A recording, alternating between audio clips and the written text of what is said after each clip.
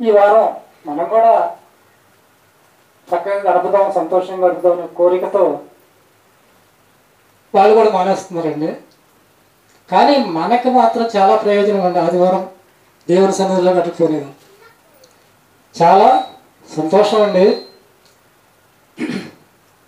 మరి నా చిన్ననాటి అంటే కనీసం ఒక 50 సంవత్సరాల క్రితం జీవితాన్ని, సమాజం కానీ దేశం కానీ ఇప్పుడు అభివృద్ధి చెందిన విధానాన్ని కానీ మనం ఆలోచన చేసినట్లయితే చాలా వ్యత్యాసం కనిపిస్తుందండి. చాలా తేడా కనిపిస్తుంది. ఆకాశవాణి వార్తలు వినేవాళ్ళం, వాతావరణం చెప్తారని దానికోసం ఎదురు చూస్తూ ఉండేవాళ్ళమండి. కరెంటు లేని పరిస్థితులు, అందరిలోకి కరెంటు కూడా అప్పుడు లేదండి. చిమిని దీపాలు, లాంతర్లు ఇటువంటివి ఉపయోగించుకుని జీవించే పరిస్థితులు. ఇవాళ కట్టెల పొయ్యి మీద వంట చేసే పరిస్థితి ఎక్కడ లేదండి. కట్టెల పొయ్యి మీద వంట చేసే పరిస్థితి చాలా చాలా తక్కువ. అంత గ్యాస్. ఇప్పుడు మరి 3 బండ్లు ఉచితంగా ఇస్తున్నారు. సాధారణంగా 3 బండ్లు అయితే మా భార్య భర్తలకి అయితే చదివిపోతాయి. ఇంకెక్కువ మంది ఉంటే చెప్పలేం. కానీ ఆరుబయట మంచాలు వేసుకుని పడుకునేవాడు వ్యాసం కాదు, హాయిగా నిద్ర పెట్టింది. ఇప్పుడు ఇంట్లో పడుకున్నా సరైన నిద్ర అనేది పట్టడం లేదు. పనికి వెళ్ళేవాడిని, కూలికి వెళ్ళేవాడు, ఎక్కువ కష్టపడేవాడు, తక్కువ కూలి వచ్చేదండి. కానీ చాలామంది మాట్లాడుతుంటారు, అవే మంచి రోజులండి, ఆ రోజులే బాగున్నాయి. ఎందుకని? అదే మంచి రోజులుగా కనిపిస్తున్నాయండి. ఎందుకని? ఈ రోజున అంతా సుఖంగానే ఉన్నట్లుగా కనిపిస్తున్నా ఏదో భయంకరమైన పరిస్థితుల మధ్య మనం ఉన్నామనే భయం, భావన మనిషికి ఉన్నాయండి. ఎటు చూసినా ప్రమాదాలు, రోగాలు, దారుణమైన వార్తలు వినిపిస్తున్నాయి. వినవలసి వస్తుందేమో అనే ఒక భయం కూడా మనిషికి ఆవరించి ఉన్నది. పరుగు పరుగు జీవితాలండి, పరుగు పరుగు జీవితాలు. ఒకళ్ళు ఫోన్ మాట్లాడుతుంటారు, మనం ఫోన్ మాట్లాడుతాం, ఆఫ్ చేస్తాడేమో, మాట్లాడదాం అనుకుంటాం. మనం మాట్లాడుతుంటే ఫోన్ అర్జెంట్ కదా, మనం కూడా ఆగిపోతాం. ఫోన్ మాట్లాడడం అయిన తర్వాత మనం మాట్లాడొచ్చులే అనుకుంటాం. కానీ అంత బిజీ అయిపోయాడండి మనిషి. ఒక్కొక్క మనిషిని చూస్తుంటే అసలు మన మాట వినిపించుకోడండి. Phone phone phone. అసలు మనిషికి బిజీ, అసలు ఖాళీ లేదేమో ఈ మనిషికి, అంత బిజీయా అని మనకు అనిపిస్తే పొరుగు పొరుగున జీవితాలు. ప్రియమైన దేవుని పిల్లలారా, నా వయసులో రండి 7 సంవత్సరాల తర్వాత నన్ను బడిలో చేర్పించారు. 7 సంవత్సరాల తర్వాత. అప్పుడు దాకా నా ఇష్టానుసారంగా గాలి తిరిగే ఉండొచ్చు. అప్పుడు చేర్పిస్తే గ్యారు అని ఏడ్చేసానండి. భయం ఏంటంటే బయట రికాయిగా తిరిగిన వ్యక్తినేమో బడిలో చేర్పించేటప్పటికి భయం వేసిందండి. మరి ఈ రోజున 2 సంవత్సరాలు నిండంగానే అంగన్వాడీ అంటున్నారండి. అంగన్వాడీ అంటున్నారు, వెళ్తున్నారు, పిల్లలు పంపిస్తున్నారు. అక్కడ భోజనం చక్కని ఏర్పాట్లు కూడా చేస్తున్నట్లుగానే మనకి అనిపిస్తుందండి. అంగన్వాడీలో నేర్చుకున్న మాటలు ఏబిసిడీలు మా వర్షగాడు నేర్చుకుని ఇంటికి వచ్చి నన్ను బెత్తం పట్టుకొని కూర్చొని ఏబిసిడీలు రా నన్ను చంపేస్తుంది. బెత్తం పట్టుకొని కూర్చొని రాయ్. ఏంటంటే తల్లిదండ్రులు ఏది నేర్పిస్తారో అదే పిల్లలు నేర్చుకుంటారండి. మనం మంచి నేర్పించాలి. మనం మంచి నేర్పిస్తే మంచి నేర్చుకుంటారు, చెడు నేర్పిస్తే చెడు చేస్తే చూస్తారని నేర్చుకుంటారు. చాలామంది అనుకుంటున్నారు గొప్ప చదువులు చదివిస్తున్నాము అని తల్లిదండ్రులు అనుకుంటున్నారు. విజ్ఞానం పెరుగుతుందని, సమాజం పరంగా విజ్ఞానం పెరుగుతుంది, అభివృద్ధి చెందుతున్నామని అనుకుంటున్నారు. అప్పుడు బడిలో చేర్పించిన నాకు కూడా అంత ఇంట్రెస్ట్ అనేది లేదండి చదువు మీద. మా నాన్న అద్దనా కానీ 5 పైసలు కానీ ఇచ్చి రోజు బడికి అలవాటు చేర్పించాడు. అద్దనా పెట్టి 2 పప్పు చెక్కలు కొనుక్కునేవచ్చు ఆ రోజు. ఏంటంటే మా నాన్న ఆ రోజు ఒక పద్యం చదివించేవాడండి కూర్చోబెట్టుకొని. నాకు చదువులో బాగా పట్టు లేదండి, నేను పెద్ద చదవని కూడా కాదండి. ఆ రోజు మా నాన్న నేర్పించిన ఆ చదువు, ఆ కొద్దిపాటి జ్ఞానాన్ని నేను కొద్ది చదువుకున్నాను 6వ తరగతి వరకు. అదే ఈరోజు దేవుని మాటలు చెప్పటానికి ఉపయోగపడినాయండి. ఏమంటే అది దేవుని ప్రణాళిక అని అనుకోవచ్చు కదా. కాబట్టి ప్రియులారా, పిల్లలు మీరు చాలా జాగ్రత్తగా వినాలి, ఆలోచించాలి, తల్లిదండ్రుల మాట వినాలండి. ఏమండి, తల్లిదండ్రుల గురించి దేవుడి తర్వాత పిల్లల గురించి తల్లిదండ్రులు తప్ప ఎక్కువగా ప్రేమించేవాళ్ళు, ఆలోచించేవాళ్ళు, వాళ్ళ బాగు కోసం ఎవరు ఉండరండి. ఎవరు ఉండరు, తల్లిదండ్రులు తప్ప. ఈ వయసులోనే మనం చాలా పిల్లలకు నేర్పించాలి, మన ఆధీనంలో ఉండాలి. వాళ్ళు ప్రతిరోజు అబ్జర్వ్ చేసుకుంటూ ఉండాలి. వాళ్ళు ఏమి వింటున్నారు, ఏమి నేర్చుకుంటున్నారు అనేది కూడా మనం తెలుసుకోగలగాలి. సమాజంలో ఒక ఆడపిల్ల పుట్టినప్పుడు 10 మార్కులు అన్నారు, పెద్ద మనిషి అయినప్పుడు 20 మార్కులు అంటున్నారు, పెళ్ళైనప్పుడు 50 మార్కులు అంటున్నారు, పెళ్ళైన తర్వాత పిల్లలు పుట్టిన తర్వాత 100కి 100 మార్కులు అంటున్నారు. అంటే ఒక స్త్రీకి పిల్లలు పుడితే 100కి 100 మార్కులు సంపాదించుకున్నది అని చాలామంది అంటున్నారు.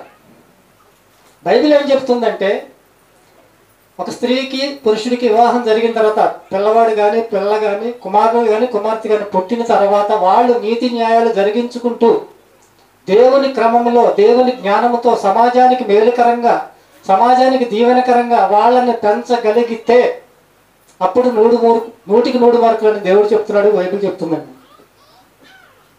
ఆ స్త్రీకి కుమారుడి విషయంలో కానీ కూతురు విషయంలో కానీ ఎక్కువ బాధ్యత స్త్రీదేనండి. ఏంటంటే చిన్నప్పుడు తల్లి దగ్గర పెరుగుతాడు, పెద్ద అయిన తర్వాత పోషించి భయం చెప్పే ఒక బాధ్యత తండ్రి తీసుకుంటాడు, కానీ ఎక్కువ బాధ్యత స్త్రీదే. అప్రమత్తంగా ఉండాలి, చాలా జాగ్రత్తగా ఉండాలి. ప్రేమించినప్పుడు ప్రేమించాలి, అవసరమైతే శిక్షించాలి. బైబిల్ చెప్తుందండి ఇదంతా.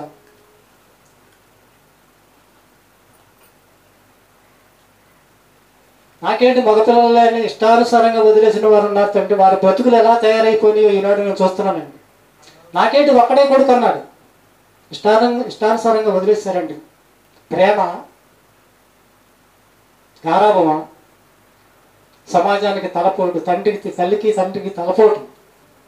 అటువంటి పెంపకం మనకు వద్దండి. పిల్లలు లేకపోతే లేదని బాధ, ఉన్నప్పుడు సవ్యంగా పెంచకపోతే ఎందుకు పుట్టారు ఈ పిల్లలనే పరిస్థితులు కూడా ఎదుర్కొంటున్న సమాజంలో ఉన్న మనుషులు ఉన్న ఈ సమాజంలో మనం ఉన్నాం. తస్మాత్ జాగ్రత్త. ప్రియమైన దేవుని పిల్లలారా, ఈరోజు నేను చెప్పబోయే పాఠం పేరు ఏంటంటే, ఈ ఆధునిక సమాజం, ఈ ఆధునిక యుగంలో శాస్త్రం చాలా అభివృద్ధి చెందిందండి. శాస్త్రం చాలా అభివృద్ధి చెందింది. ఎంతమందో శాస్త్రవేత్తలు బయలుదేరారు, మనిషికి ఉపయోగకరమైన వాటిని ఎన్నిటినో కనుగొంటున్నారు.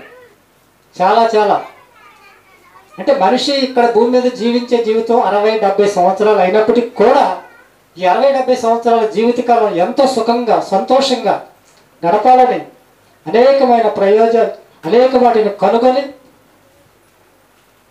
మనిషి ఆనందంగా జీవించడానికి ఉపయోగకరమైన వస్తువులను బయటికి తీస్తున్నారండి.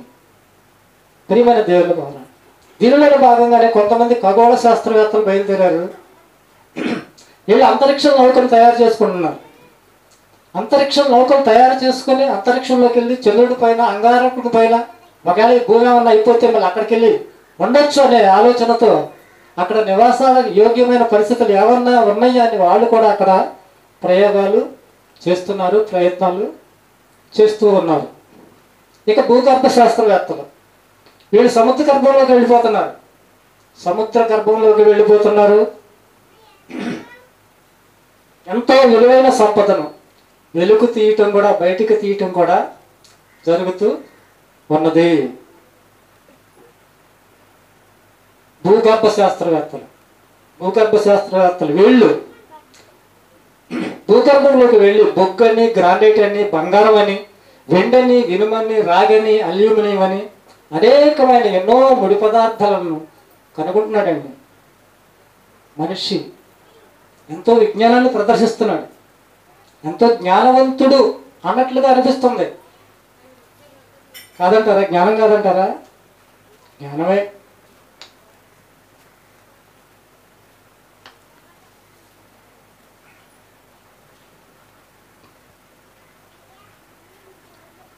ఎన్నో విలువైన సంపదలండి ఈ రోజున మనిషి ఆనందంగా అనుభవిస్తున్నాడు.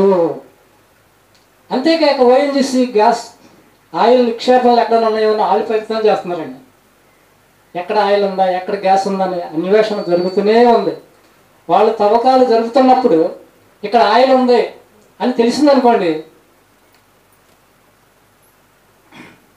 పెట్రోలు గ్యాస్ తీటకు వీళ్ళు పారల్ టెక్నాలజీ అంటున్నారు, అమెరికన్ టెక్నాలజీ అంటున్నారు.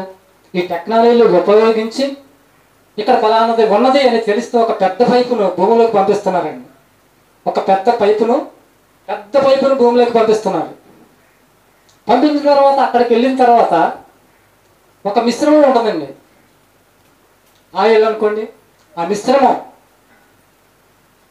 దీన్ని ఏమంటారంటే క్రూడ్ ఆయిల్ అంటారు. క్రూడ్ ఆయిల్ అంటారు. అంటే అన్ని పదార్థాలు కలిసి ఉంటాయి. ఇక్కడ వీళ్ళు పెద్ద పైపు పంపించిన కాడ అన్ని పదార్థాలు కలిసి ఉంటాయి. ఆ పెద్ద పైపు ద్వారా అక్కడున్న టెక్నాలజీని బట్టి ఆ పెద్ద పైపుకి మళ్ళీ పైకి వచ్చేటప్పటికి చిన్న చిన్న పైపులు అమరుస్తారు. చిన్న చిన్న పైపులు పెద్ద పైపులో ఉంచిందే మళ్ళీ అక్కడ గ్రేడింగ్ అయ్యి చిన్న చిన్న పైపుల ద్వారా ఆ శాఖల ద్వారా ఒక దానిలో నుంచి పెట్రోల్ తీస్తున్నాడు, ఒక దానిలో నుంచి డీజిల్ తీస్తున్నాడు, మరొక దానిలో నుంచి వైట్ పెట్రోల్ తీస్తున్నాడు, మరొక దానిలో నుంచి కిరోసిన్ కూడా తీస్తున్నాడండి మనిషి. ఎంత జ్ఞానం అండి, ఎంత పరిశోధన, ఎంత కష్టపడుతున్నాడు మనిషి దేనికోసం? ఈ భూమి మీద 60 సంవత్సరాల 70 సంవత్సరాల జీవితం సంతోషంగా జీవించుటకు ఆ పైపుల ద్వారా వేరుబడి బయటకు రావడం కూడా జరుగుతుందండి. ఓ దాంట్లో చదవస్తుంది, ఓ దాంట్లో జీదొస్తుంది. కిందకి వెళ్ళి ఒకటే పైపు, లోన ఉన్న టెక్నాలజీ మిషనరీ పెట్టి దేనికైతే వచ్చేటట్లు చేస్తున్నాడు. ఎంత జ్ఞానం! ఈ భూమి మీద మనిషి ఆనందంగా బ్రతకాలని ఇంత కష్టాన్ని వెచ్చిస్తున్నాడు, ఇంత జ్ఞానాన్నిగా ఆయన ప్రదర్శిస్తున్నాడు మనిషి. ఇలానే నేటి దినాల్లో ప్రకృతి వనరుల పైన, ఈ ప్రకృతి వనరులు అనేటువంటి వీటిపైన విపరీతమైన పరిశోధనలు ప్రారంభించి దానివల్ల ఎన్నో ముడి పదార్థాలండి,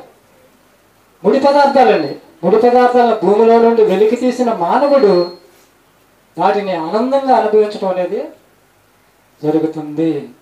ఈ పాఠం ద్వారా మనిషి జ్ఞానం ఒక పక్కన కనిపిస్తుంది, మనిషి పతనం కూడా ఒక పక్కన కనిపిస్తుందండి. అయితే మనిషి ఎన్ని పరిశోధనలు చేసినా వెలికి తీయుచున్న మనిషికి లేని ఆలోచన ఏంటంటే ఈ కనిష సంపద కానీ ఈ ప్రకృతి వనరులు కానీ ఎక్కడి నుంచి వచ్చాయి, ఎవరు పెట్టారు అన్న ఆలోచన కానీ దేవుని కష్టం కానీ ఎరగని వాడు కానీ ఆలోచనలోకి అసలు దేవుడు అన్నమాట ఇవన్నీ నా కోసం దేవుడు పెట్టిన ఆలోచన రాని వాడిగానే మనిషి బ్రతుకుతూ ఉన్నాడు. భూగర్భంలో ఎవరు నా కొరకు వీటిని పెట్టాడు, నా కొరకు ఎవరు పెట్టారు? కనీసం మనిషి ఆలోచించే పరిస్థితిలో లేడండి. అలా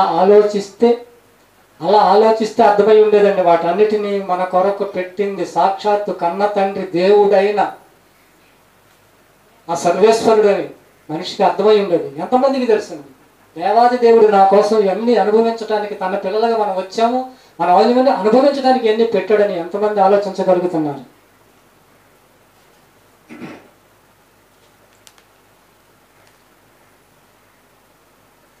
ఇలా పరిశోధనలు చేసి పరిశోధించి వెలికి తీసిన బంగారం కానివ్వండి, వజ్రాలు కానివ్వండి, వెండి కానివ్వండి, రాగి, అల్యూమినియం కానివ్వండి, బొగ్గు మొదలైనవి చాలా విలువైనవి కదా. ఇవన్నీ కూడా చాలా విలువైనవి కాపాడుకుంటున్నాడు మనిషి. అసలు విలువైనది ఏదో మనిషికి అర్థం కావట్లేదండి. కాబట్టి ఇవన్నీ దేవుడే ఇచ్చాడు కదా, మనం అనుభవించిన తప్పు ఉందంటారా? ఇవన్నీ తీసుకొని మనిషి అనుభవించడానికనే దేవుడు పెట్టింది తప్పంటారా? తప్పేం కాదు కదా. కానీ నా కొరకు దేవుడు పెట్టాడు, నా తండ్రి పెట్టాడు అని తెలియకోకుండా అనుభవించడమే తప్పు. మనిషి కంటికి కనిపించేవి పరిశోధనలు చేసి తీసేవి వీటినే మహాగనులని మనిషి అనుకుంటున్నాడు. కానీ ఈ గనులన్నిటికీ కారణం అసలు గని ఎవరో, ఆ మహాగని ఏంటనేది మనిషి తెలియకుండానే బ్రతుకుతున్నాడు. అదే ఈరోజు పాఠం, మానవ నేత్రాలకు కనిపించని మహాగని. అది అందరికీ అందుబాటులోనే ఉందండి. మహాగని మానవ నేత్రాలకి కనిపించట్లేదు. మానవ నేత్రాలకు కనిపించట్లే, అందరికీ అందుబాటులోనే ఉంది. ఆ మహాగని వాకిలి తలుపు తట్టినా కూడా ఎవరు కూడా దాన్ని గ్రహించట్లేదు, తీసుకోవట్లేదు, దాన్ని హ్యాష్ ట్యాగ్ చేయట్లా. భూగర్భంలోకి వెళ్ళి ఎంతో ప్రియ ప్రయాసంతో వెళ్ళి అతడి కల్లా ఖనిజ సంపదను వెలికి తీసి అదే మహాగని అనే మనిషి ఆనందంగా అనుభవిస్తున్నాడు, మురిసిపోతూ ఉన్నాడు. అసలు వాక్యం, దేవుని వాక్యమైన మహాగనిని మాత్రం పక్కన పెట్టేశాడు. అదేనండి దేవుని యొక్క మాట అండి. ఆ మహాగని ఏంటంటే దేవుని యొక్క మాట. దేవుని యొక్క మాట ఎక్కడ ఉంది అందుబాటులో మనకు? ఇప్పుడు మన చేతుల్లోనే బైబిల్లో ఉంది. యేసుక్రీస్తు వారు ఆనాడు ఉన్నారు, యేసుక్రీస్తు వారు చెప్పవలసినని చెప్పారు, చెప్పేసిన తర్వాత ఆయన వెళ్ళిపోయారు. అలాగని యేసుక్రీస్తు వారు మన మధ్య లేడు అనుకుంటే పొరపాటే. ఎందుకంటే కొంతమంది కళ్ళు దానం చేస్తారండి. నాకు ఎందుకు, ఇక చనిపోతున్నాను, అన్ని పాడైపోవడం, చనిపోతా సిద్ధపడ్డాడు మనిషి, సిద్ధమైపోయాడు, కళ్ళు ఆరోగ్యంగా ఉన్నాయి, నా కళ్ళు ఎవరికైనా ఇవ్వండి అంటాడు. ఇచ్చి దానం చేస్తే నా కళ్ళు నేను లేకపోయినా ప్రపంచాన్ని కొంతకాలం చూడాలి అన్న ఆలోచనతో కళ్ళు దానం చేస్తాను. యేసుక్రీస్తు వారు వెళ్ళిపోయినా యేసుక్రీస్తు వారి మాటలు మాత్రం మనకి చేయలేడండి. ఇవన్నీ నేర్చుకోండి, ఇవన్నీ తవ్వండి. ఈ గని మహాగని గొప్పదని కూడా చెప్పి ఇచ్చి నేర్పించి ఆయన వెళ్ళిపోయారండి. కలిగి ఉన్న ఏది కూడా ఆయన లేకుండా కలగలేదండి. హెబ్రీ పత్రిక 11:3, హెబ్రీ పత్రిక 11:3, ప్రపంచములు దేవుని వాక్యం వలన నిర్మాణమైనదని ఉందండి. దేవుని వాక్యం అంటే దేవుని మాట వలన ప్రపంచములే. ఈ భూ ప్రపంచంలో మనుష్య ప్రపంచమే కాదు, జంతు ప్రపంచం, వృక్ష ప్రపంచం, మత్స్య ప్రపంచం సమస్తం కూడా దేవుని వాక్యం వలనే నిర్మించబడినవని దేవుని వాక్యం మనకి తెలియపరుస్తుంది. యోహాను సువార్త 1:1, ఆది యందు వాక్యం ఉండెను, వాక్యము దేవుని యొద్ద ఉండెను, వాక్యము దేవుడై ఉండెను, ఆయన ఆది యందు దేవుని యొద్ద ఉండెను, సమస్తము ఆయన మూలముగా కలిగెను. ఎవరి మూలంగా? యేసుక్రీస్తు వారి మూలంగా కలిగిన. ఎంతమందికి తెలుసండి ఈ మాట? మనం అనుభవిస్తున్న ఈ సృష్టి అంతా కూడా యేసుక్రీస్తు మాట ద్వారా కలిగిందని ఎంతమందికి తెలుసు? ఆ వాక్యమే మన దగ్గర ఉన్న బైబిల్ అండి. ఆ వాక్యమే యేసుక్రీస్తు వారండి. కలిగి ఉన్నది ఏది కూడా ఆయన లేకుండా కలుగలేదు. అంటే యేసుక్రీస్తు వారి ద్వారా ఈ ప్రపంచములే కలిగినవి. ఎంతమంది నమ్మగలరు? మనం నమ్మాం. కొద్దిమంది మాత్రమే నమ్ముతున్నారు, చాలా మంది మాత్రం నమ్మటం లేదు.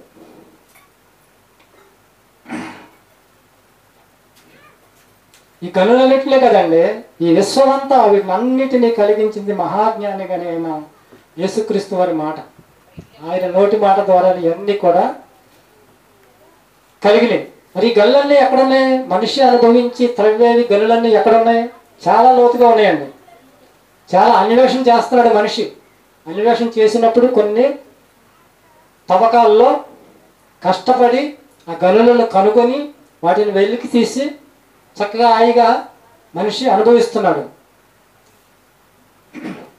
అలాగే ఇప్పుడు బైబిల్లో ఉన్న మాటలు కూడా, బైబిల్ మహాగని అయితే బైబిల్లో ఉన్న మాటలు కూడా, అందులో ఉన్న సందర్భాలను కూడా, ఈ మహాగనిని కూడా ఎంతో కష్టపడితేనే ఆ మహాగని యొక్క జ్ఞానం మనకి అర్థమవుతుంది, మనం తెలుసుకోగలుగుతామండి. అందుకనే ప్రసంగి గారు ఏమన్నారంటే, ప్రసంగి 7:24లో, సత్యమైనది బహు దూరముగాను, సత్యమైనది బహు లోతుగాను, దూరముగాను దాన్ని పరిశీలన చేయగలిగిన వారు. అన్ని పరిశోధన చేస్తున్నాడు మనిషి, అన్ని పరిశోధన చేస్తున్నాడండి. కానీ దేవుని మాటని, దేవుణ్ణి పరిశోధన చేయలేకపోతున్నాడు. ఈ మహాగని, ఈ బైబిల్లో ఉన్న మహాజ్ఞానాన్ని కూడా మనం పరిశోధన చేస్తేనే దొరుకుద్ది. దాని సారం మనం పొందుకోగలం. బైబిల్ ప్రతి క్రైస్తవుడి దగ్గర ఉంటుంది. ఇంట్లో ఎంతమంది నమ్ముకుంటే అంతమంది దగ్గర బైబిల్ గ్రంథం అనేది ఉంటుంది. కానీ సారం, బైబిల్ పట్టుకుని వెళ్ళే వాళ్ళ దగ్గర అంతా బైబిల్ సారం ఉందంటారా? పాపం చాలా మంది అమాయకంగా బైబిల్ పట్టుకుని వెళ్తూ ఉంటారండి. చెప్పేవాళ్ళు ఆ జ్ఞానాన్ని ఎవరించి చెప్పగలిగితే వీళ్ళు అంటారు. చెప్పేవాళ్ళకు కూడా సరైన అవగాహన లేని పరిస్థితి. అలా పరిశీలన చేసే పరిస్థితులు ఎక్కడ కూడా లేవండి. శరీరానికి అవసరమైన వాటిని మాత్రం తవ్వకాలలో వెలికి తీస్తున్నాడు మనిషి, అనుభవిస్తున్నాడు తప్ప ఆత్మను రక్షించే, ఒక ఆత్మను రక్షించే, మన ఆత్మను రక్షించే శక్తి గల వాక్యమును మాత్రం ఎవరూ కూడా పరిశీలించలేకపోతున్నారు. బైబిల్ కలిగిన క్రైస్తవులే పరిశోధించలేకపోతున్నారు. ఎవరి అవసరాలకు వాళ్ళు బైబిల్లో ఉన్న మాటలు ఉపయోగించుకుంటున్నారు. రోజుకొక పేజీయో లేకపోతే ఒక వాగ్దానమో చూసుకొని చదువుకొని బైబిల్ని పక్కన పెట్టేసి వాళ్ళ పనులు వాళ్ళు చూసుకుని వెళ్ళిపోతున్నారు. రోజువారీ పనులు ఉంటాయి కదా, ఒత్తిడి పనులు ఉంటాయి కదా, తర్వాత చూసుకోవచ్చు. పైపైనే చదువుతుందని సరిగ్గా 2 గంటల సేపు కూర్చొని మనసు దాని మీద కేంద్రీకృతం చేసి చదివే పరిస్థితులు క్రైస్తవుల్లో కూడా లేవండి. వాక్యపు లోతుల్లోకి వెళ్ళి ఆలోచించకుండా ఎందుకని ఇలా చేస్తున్నారు క్రైస్తవులందరూ దేవుడి బిడ్డలుగానే బ్రతికి పరలోకం వెళ్ళిపోతున్నారు అంటానికి లేదండి. ఏంటంటే కొంతమందికి కూడా ఇది అర్థము కానివ్వకుండా, దేవుని వాక్యం వాళ్ళు చెప్పేవాళ్ళు చెప్పనివ్వకుండా, వినేవాళ్ళకి అర్థం కాకుండా ఈ యుగ సంబంధమైన దేవత వారి మనోనేత్రాలకు గురుడితనం కలగజేసింది. కొరింథీ పత్రిక 2 కొరింథీ పత్రిక 4:4లో ఉంది. 2 కొరింథీ పత్రిక 4:4లో ఉంది. అంటే దేవుని జ్ఞానం ఎంత విలువైందో అసలు సమాజాన్ని పక్కన పెడితే క్రైస్తవులకు కూడా చాలా అర్థం కాలేదండి. బైబిల్ ఏముందో 100 రూపాయలు 200 రూపాయలు చిన్నచ్చు, 1000 రూపాయలు పెడితే పెద్దచ్చు బైబిల్ వచ్చేస్తుంది అనుకుంటున్నారే తప్ప అలాగే చూస్తున్నారండి. ఒకడు లోకమంతా సంపాదించుకుని వాడి ప్రాణమును పోగొట్టుకుని ఎడల వానికి ఏమి ప్రయోజకరము? లోకమంతా సంపాదించి దేవునికి ఇచ్చిన నీకు పర్లోకం ఇప్పుడు యేసుక్రీస్తుని నమ్మాలి, యేసుక్రీస్తుని అంగీకరించాలి. చాలా మందికి చిన్నతనం అండి, అసలు సిగ్గుపడిపోతారండి. ఏంటి క్రైస్తవుల బైబిల్ పట్టుకుంటానికి సిగ్గు, దేవుని మందిరానికి రావడానికి సిగ్గు. ఇప్పటి వరకు మన చుట్టూ ఉన్న వాళ్ళందరూ అన్యులు కదా, మనం బైబిల్ పట్టుకెళ్తే వీళ్ళు ఏమనుకుంటారు? ఏమనుకుంటారండి? వాళ్ళకి ఏం తెలుసని వాళ్ళు తెలియని పరిస్థితిలో ఉన్నారు. నీకు కానీ వాక్యం అర్థమైందనుకో, నువ్వు దేవుని సన్నిధికి వచ్చావనుకో, నువ్వు దేవుడిని నమ్మావనుకో, ఆ మహాజ్ఞాని సారాన్ని నువ్వు అర్థం చేసుకున్నావు అనుకో, దేవుని కొరకు బ్రతికితే పర్లోకి వెళ్ళిపోతావు. అటువంటి వాక్యం ఎవరికి ఉండదో వాళ్ళకు ఉండదు. నువ్వు సిగ్గుపడాల్సిన పని కూడా లేదు. కోట్ల రూపాయలు ఖర్చు పెట్టినా రాదండి పరలోకం. కోట్లు ఒకడు లోకమంతా సంపాదించి ఇచ్చినా కూడా పరలోకం రాదు. ఆ మహాగని గురించి, ఆ జ్ఞానం గురించి, ఆ దేవుని జ్ఞానం గురించి ఒక మహాభక్తుడు మాట్లాడుతున్నాడండి. చెడుతనాన్ని పూర్తిగా విసర్జించిన వ్యక్తి మాట్లాడుతున్న మాట యోబు గారు మాట్లాడుతున్నారండి. భూమి మీద గనులన్నింటినీ కూడా వర్ణించుకుంటూ మనిషి అనుభవిస్తున్న ఈ గనులను, ఈ సంపదలను కూడా చెప్పుకుంటూ ఆయన ఏం మాట్లాడుతున్నారు చూడండి. యోబు గ్రంథం 28, యోబు గ్రంథం 28:1. వెండికి గనిగలదు. వెండి ఉంది చూడండి, మనం వాడుకుంటున్నాం. ఆ వెండికి కూడా గని ఉంది. వెండికి గనిగలదు, తొడగబోయి సువర్ణముకు స్థలము కలదు, ఇనుము మట్టిలో నుండి తీయుదురు, రాళ్ళు కరిగించి రాగి తీయుదురు. రాళ్ళు కరిగించి రాగి తీస్తున్నాడు మనిషి. గాఢాంధకారములోను మరణాంధకారములోను. గాఢాంధకారం అంటే భయంకరమైన చీకట్లోకి వెళ్ళి లోతైన చోటకు కూడా వెళ్తున్నాడండి. చచ్చిపోతామనే భయం కూడా లేని వాడిగా వాటి కోసం ఎంతగానో గాఢాంధకారంలో కూడా మరణాంధకారంలో కూడా వెళ్ళి వాటిని అన్నిటి కూడా వెతుకుచు భూమి అంతటి వరకు వాళ్ళు సంచరిస్తారంటండి. ఎక్కడ ఏదో ఉన్న అన్వేషణ చేస్తున్నారండి. మనిషి ప్రాణాలు పోతున్నాయి అయినా సరే అన్వేషణ. ఎక్కడ ఏది ఉంది? మనిషికి ఈ భూమి మీద బతకడానికి ఉపయోగకరమైన వస్తువులు ఏమున్నాయి? అది గాఢాంధకారమైన మరణ భయం కలిగిందనే సరే వెళ్ళి లోతుల్లోకి వెళ్ళి మనిషి సంచరిస్తున్నాడండి ఆ లోతుల్లో. చదవండి. ఇనుమును మట్టిలో నుండి తీయుదురు, రాళ్ళు కరిగించి రాగి తీయుదురు, గాఢాంధకారములోను మరణాంధకారములోను ఉండు రత్నములను వెతుకుచు వారు భూమి అంతముల వరకు సంచరిస్తారంటండి. ఈ భూమి మీద ఉన్న ప్రకృతి వనలు, ఈ గనులు, ఈ సంపదలు, ఎక్కడెక్కడ ఉన్న మొత్తం అన్వేషణ మనిషి చేస్తున్నాడు. ఎండికి గని కలదు అంటే ఎండి ఎలా ఉంటుందండి? అసలు గనిలో ఎలా ఉంటుంది? ఒక ముడి సరుగ్గా ఉంటుంది. ముడి సరుగ్గా ఉంటుంది. ఆ గనిని తవ్వుకొని చక్కగా మనుషులు కావాల్సిన వాటిని తయారు చేసుకొని ఎండు ఉంగరాలు చేసుకుంటున్నారు, పట్టీలు చేసుకుంటున్నారు, తయారు చేసుకొని ధరించుకుంటున్నాడు మనిషి. ఓకే. అలాగే పుటముగా సువర్ణము కూడా స్థలము కలదు అన్నాడు. ఇవన్నీ యోబు గారు మాట్లాడుతున్నారండి. మహాజ్ఞానం అండి. సువర్ణముకు స్థలము కలదు అనగా బంగారానికి కూడా గని ఉన్నది. కోర్జ్ అనే ఇసుక నుండి బంగారం తీస్తారంటండి. ఆ ఇసుక అందులో కూడా బంగారం ఉండే ఛాన్స్ ఉన్నది. అది ఎలా ఉంటుంది? చాలా కష్టపడాలి. ఆ బంగారం తీయాలంటే చాలా కష్టపడాలండి. ఎంతో గ్రేడింగ్ చేసుకుంటే అంత బంగారం వస్తుంది.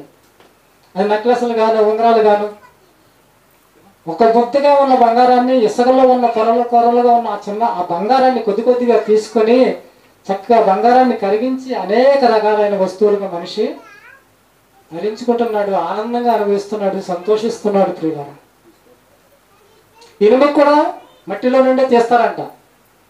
తీయుదురు, రాళ్ళు కరిగించి రాగి తీస్తున్నారు. మరుగైన వస్తువులు, మరుగైనవి అంటే కనిపించట్లా, అటులు కూడా ఎదికెత్తన్నారు. మరుగైన వస్తువులు అన్నింటిని కూడా వెలుగులోనికి తెట్టించుదురు.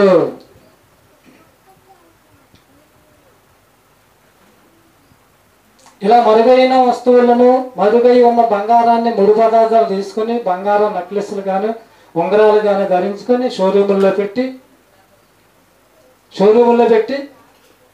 ఒక బట్టతల ఆయన సేమ్ జుట్టు ఉండదండి. ఆయన వచ్చి డబ్బులు ఎవరికి ఊరికే రావు, జాగ్రత్తగా కొనుగోలు చేయండి, జాగ్రత్తగా కొనుగోలు చేసుకొని ధరించుకొని ఆనందించండి. ఈ మధ్యకాలంలో కర్నూలు జిల్లాలో ఎక్కడో బంగారం ఉన్నదన్న కొంచెం వాళ్ళకి ఇన్ఫర్మేషన్ దొరికిందండి. 1500 ఎకరాలు లీజుకు తీసుకొని దాన్ని గ్రేడింగ్ చేసి తీస్తున్నారంట. అందులో ఉంటుందో ఏదో ఏంటంటే చిన్న ఇన్ఫర్మేషన్ దొరికిన చాలా వాళ్ళు పరిశోధన చేసేస్తారండి. ఒకవేళ ఉంటే 1 టన్ను మట్టిని గ్రేడింగ్ చేయగా 1 గ్రాము ఉండొచ్చు బంగారం. అంటే ఆ బంగారం కావాలి. అంత పరిశోధన. ఎంత ఎందుకు చెప్పుకుంటున్నాం అంటే మనిషికి ఎంత జ్ఞానం అంతా ఇంత పరిశోధన చేస్తున్నాడు, ఎన్ని తీస్తున్నాడు, అనుభవిస్తున్నాడు. మరి కనిపించని జ్ఞానం కింద దేవుని మాటలు ఉండిపోని అని.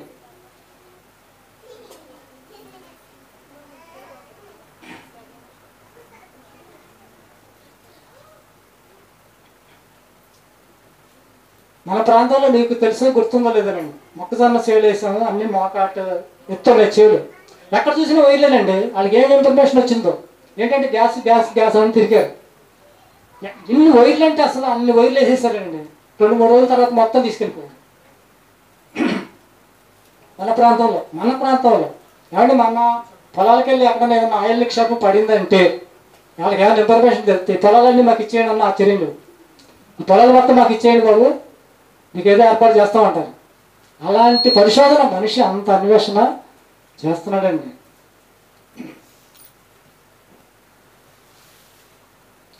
ఇంత చెప్తున్న యోబు గారు మాట్లాడుతున్న మాట 12వ వచనం చూడండి. 12వ వచనం యోబు గ్రంథం 28:12. అయితే జ్ఞానం అంటండి, జ్ఞానం ఎక్కడ దొరుకును? వివేచన దొరికి స్థలం ఏది? ఏమండి, బంగారం గురించి, వెండి గురించి, వజ్రాల గురించి మాట్లాడుతున్న వ్యక్తి చివరికి వచ్చేటప్పటికి యోబు గారు ఏమంటున్నాడు? అయితే జ్ఞానం ఎక్కడ దొరుకును? వివేచన అంటే చాలా మంది అసలు వివేచన లేకుండా మాట్లాడుతున్నారు అంటారు. ఏంటి వివేచన? అసలు వివేచన అంటే ఏంటి? అసలు ఎందుకు పుట్టాము, ఈ లోకానికి ఎందుకు వచ్చాము, మన తండ్రి అయిన దేవుడు ఎవరు, మనం చనిపోతే ఏమవుతాము, అసలు పరలోకం అంటున్నారు, నరకం అంటున్నారు, ఇది ఎంతవరకు ఏంటి అని తెలుసుకుని దేవుని కొరకు బ్రతకటం వివేచన. ఎక్కడుంది ఆ పరిస్థితి? ఎక్కడుంది? ఇక్కడ ఉంది. ఎందులో ఉంది? బైబిల్లో ఉంది. జ్ఞానము ఎక్కడ దొరుకును? బైబిల్ గ్రంథంలో దొరుకును. జ్ఞానము బైబిల్ గ్రంథంలో దొరుకును. వివేచన ఎక్కడ దొరుకును? బైబిల్ గ్రంథంలోనే దొరుకును. యోబు గారు ఏంటండి ఎలా మాట్లాడుతున్నారు? ఇక ఇనుము కావాలా అయితే భూమిలో తవ్వుకోండి, మీకు బంగారం కావాలా అయితే ఇసుకను తవ్వండి, మీకు రాగి కావాలా అయితే రాళ్ళు కరిగించండి, ఇంకా చమురు నిల్వలు కావాలంటే సముద్ర గర్భం లోతుల్లోకి వెళ్ళండి, బొగ్గు కావాలంటే భూగర్భంలోకి వెళ్ళి వెతకండి, దొరుకుతుంది. ఇవన్నీ చెప్పుకుంటూ వచ్చి యోబు గారు చివరికి కింద వచనంలో జ్ఞానము ఎక్కడ దొరుకును, వివేచన దొరుకు స్థలం ఏది అని మాట్లాడుతున్నారంటే దొరకదని. ఇక్కడ దొరుకుతుంది, ఇక్కడ దొరుకుతుంది. ఎవరు రారు ఇక్కడికి. బతిలాడి సాగదీసి ఏంటంటే దేవుడి దగ్గర అంటే ఏంటంటే ఇదంతా దేవుడు చెప్పాడు, మనం చేస్తున్నాం, ఇది బాధ్యత. వాళ్ళు రారు రమ్మనంగానే 100 ప్రశ్నలు 100 సందేహాలు. పార్ట్ అయిపోయింది, ఇంకో పార్ట్ ఉందో మరి తర్వాత చెప్పండి.